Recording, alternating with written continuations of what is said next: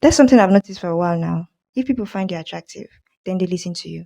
But if they don't, it's almost like you're not supposed to talk. The more I think about it, the more I realize that being unattractive almost equals silence.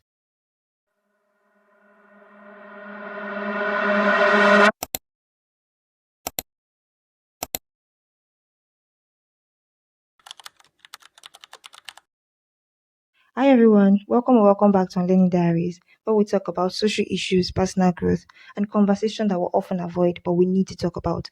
So if this video resonates with you or this is the type of topic that you would like to explore, please subscribe. So this conversation is not the one of men versus women, it's about the culture we find ourselves and the way we participate in it. So I'm going to start off with the men. And one thing I've noticed is that a lot of men seem to see women as visual experience first and then human being later.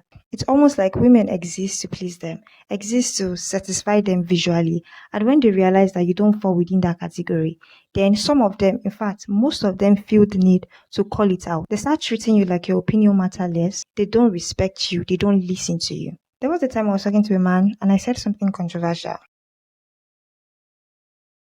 He looked at me and said, I understand why you're saying that. You're attractive. And that got me shocked, almost like, so if you don't find me attractive in that particular instance, your response would be quite different. The way he looked at me was almost like, yes, I understand you. Like something clicked in his brain. I was like, yes, you are entitled to have that opinion because I find you attractive. And this moment made me realize something uncomfortable. Some people are not only listening to what you're saying, but they are also observing how you look while you're saying it. Pretty people are allowed to be wrong. Unattractive people are not even allowed to speak. When someone is considered attractive, the halo effect take over. And then as a result of this person is viewed as nice, as kind, as confident. They are treated with respect. They are listened to. Their opinion matters, even when they say things that are controversial. But when somebody who is not considered conventionally attractive does the same thing, it's almost like, why are you talking? All of a sudden, the conversation shifts from the idea to the person's appearance. So you tend to see this a lot online. When somebody is being silly, like the entire duration of the video, the person is being silly. It could be a 10-second video, it could be 20 seconds. All of a sudden, when you go to the comment section and it's a fine person, you hear something like, it's always the pretty ones. And here I am sitting and thinking, so the behavior is not the problem, but the face behind the behavior. And I cannot for the life of me imagine somebody that is not considered conventionally attractive doing that same video. It will not be funny. Like, I cannot even imagine somebody that's, yeah, making like a TikTok and then doing some silly dance. Like, we already know what this comment section is going to look like. At that point in time, the same behavior is rewarded with negativity. It is almost like you're very annoying. Why did you post this? This is embarrassing. Not to talk about the 8 comments that like you will see in the comments.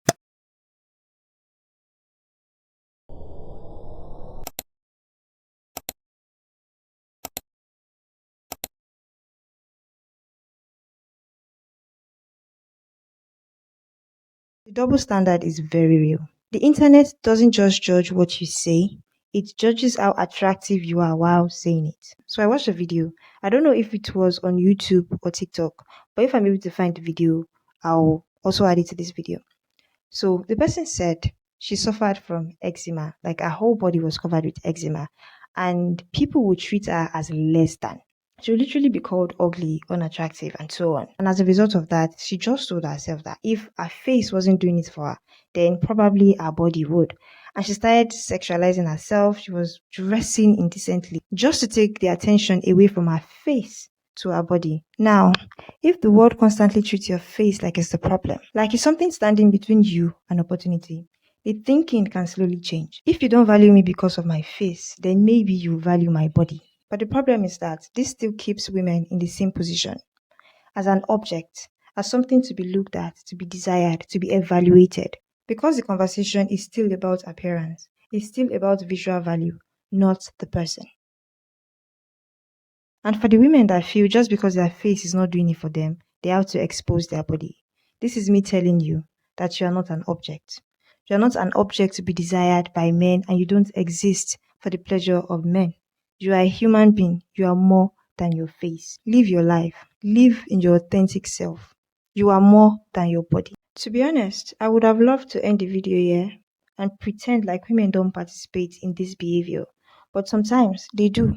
They encourage it. They also participate in it. This is where the conversation stop being about men versus women and start being about the culture we find ourselves in and how we participate in it. Because instead of people saying we shouldn't reduce a person's value to just their appearance, you see a lot of people in the comment section going all in.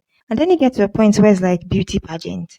I saw a video on TikTok where a woman came outside and said, "This is what 40-year-old look like." She was 40 years old and she was talking about her experience being a 40-year-old woman. And the conversation quickly shifted from the idea behind the video to her appearance. And a whole lot of people in the comment section just kept on dropping pictures, their own pictures, which is even embarrassing enough. They captioned it, "I am 40, but I look younger than you." At this point in time, is it a beauty pageant? Because it makes zero sense.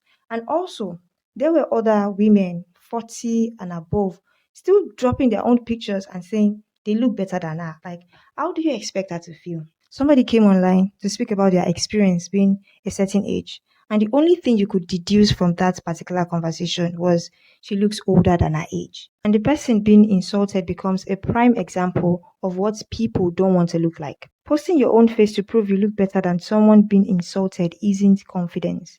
It is insecurity disguised as competition. And I know some of you are probably watching this video and then you're saying to yourself, well, this affects men too. Yes, you're right. It affects men too. But when it comes to the issue of beauty, women are disproportionately affected.